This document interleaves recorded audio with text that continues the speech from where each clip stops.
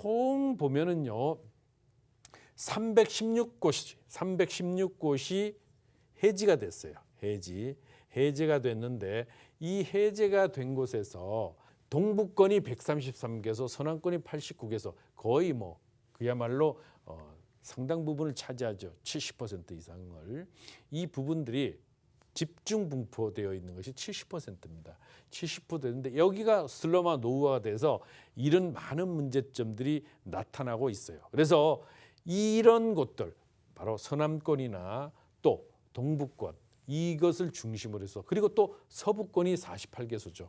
서부권이 48개라서 이들 지역들을 중심으로 해서 이제 진행이 될 수밖에는 없습니다. 바로 이것들이 매우 중요한데요.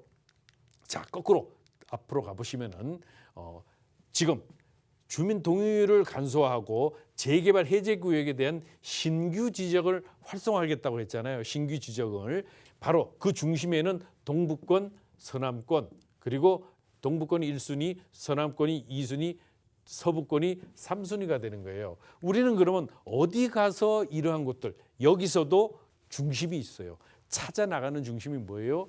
2030 서울 플랜을 보셔야 됩니다. 2030 서울 플랜을 중심으로 판을 깔아놓고 들여다보면은 보여요. 곳곳에 아, 여기 괜찮네? 라는 것이 보입니다. 2030 서울 플랜이라는 것을 바탕에 깔고 올 하반기에는 2040 서울 플랜이 이제 발표가 될 것인데요.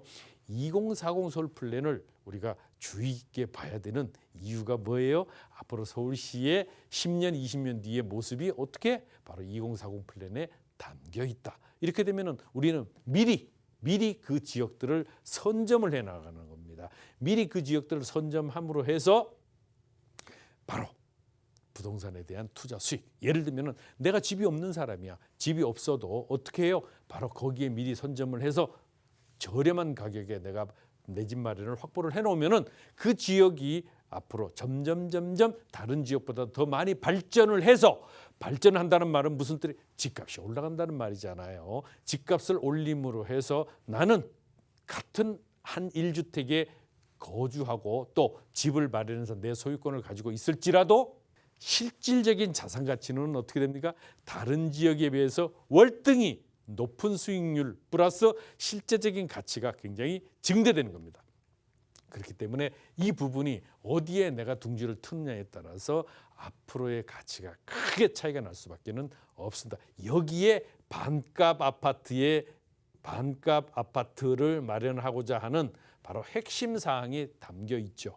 핵심 사항이 담겨 있습니다. 그럼 반값의 아파트를 마련할 수 있는 방법 있다 없다? 있다. 어떻게? 그렇습니다. 바로 앞으로 미래 청사진을 잘 들여다보면서 현재 저렴한 지역이 어딘가 이것을 찾아 나가는 이런 노력을 동시에 진행해야 돼요. 자, 살 때부터 매수 시에 싸게 샀어. 자, 나중에 출발해서 종착지에 가니까 다른 지역보다도 월등히 높아. 그러면 어떻게 돼요? 이런 기울기가 차이가 더 크겠죠. 크니까 당연히 반값도 안 되는 가격에 내 집 마련, 아파트 마련이 가능한 겁니다. 요럴 지역들을 바로 찾아 나가는 이런 노력들이 당연히 필요합니다. 자, 다섯 번째죠. 그렇다면 이제 어떻게 이런 행정적인 층수에 대한 규제 완화를 해주겠다. 지금 현재 서울시의 제2종 보통 대부분이 61% 정도가 뭐예요? 바로 7층 이하라고 하는 규제에 적용을 받습니다. 이렇게 되다 보니까 상당 부분 문제가 되고 또 서울시 전체에서 2종 일반 7층 이하가 차지하는 비율이 자그마치 43%나 돼요. 43%나 되다 보니까 이 부분이 많은 문제점으로 작용을 하고 있죠. 이것을 풀어야 되는 겁니다. 현재 기준 용적률이 2종 일반 주택에 보통 170%밖에 되지 않죠. 그래서 허용 용적률은 보통 190%인데 상한 용적률은 요거는 뭐예요? 국토의 계획 및 이용에 관한 법에 근거해서 상한 용적률은 250%로 됩니다. 250% 되기 때문에 이 상한 용적률을 이제 적용을 받을 수 있도록 해야 된다. 그리고 법적 상한 용적률이 바로 250%이기 때문에요. 이 부분을 우리가 잘 찾아보는 것들이 있다는 것이죠. 그러면 제2종 일반 이거는 뭐예요? 7층인데 이건 7층에 적용이 되지 않는 것은 현재 허용 용적률이 200%고 또 요거는 법정 용적률은 마찬가지가 되죠. 그랬을 때 2종 일반 주거지기는 몇 층까지? 25층까지도 올려주겠다. 여기는 최고 층수가 7층 이하인데 7층 이하를 풀어서 보통 이제 가로주택이나 아니면 재개발을 진행할 때 임대 아파트, 임대 주택을 일부 너머로 해서 요 부분을 우리가 적용을 7층에서부터 15층까지도 가로주택 같은 경우는 풀 수 있죠. 그래서 요 부분을 잘 살펴보면은 바로 여기에는 실제로 조합원 분양가를 상당히 낮출 수 있는 요건들이 이제 있습니다. 그거는 구체적으로 이제 하나하나 들어가서 보게 되고 그렇게 되는데 제2종 일반 주거 지역에 현재 2종 일반 주거 지역의 약 61%를 차지하고 있어요. 그래서 이 개선이 당연히 필요합니다.